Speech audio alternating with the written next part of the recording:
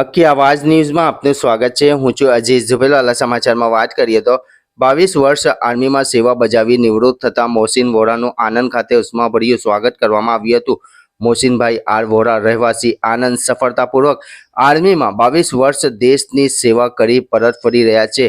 સમગ્ર ગુજરાત અને ખાસ કરીને ચરોતરવાસીઓ તેમજ મુસ્લિમ સમાજ માટે ગર્વની વાત છે। ત્યારે તેમનું હર્ષોલ્લાસ સાથે ભવ્ય સ્વાગત આણંદ જિલ્લા ભાજપ લઘુમતી મોરચા મહામંત્રી ફિરોઝ મોગરિયા, માનવતા ચેરિટેબલ ટ્રસ્ટ પ્રમુખ શકીલ મલેક, ઉપપ્રમુખ આરિફ શેખ દ્વારા શાલ ઓઢાવી તેમને સન્માનિત કરવામાં આવ્યા હતા।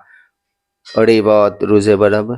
આજે જે તમે જોઈ રહ્યા છો દેશનો સૌથી મોટો સંદેશ 1947માં દેશ આઝાદ થયો પછી જે વાત છે બહુ સિવિલિટીની વાત છે।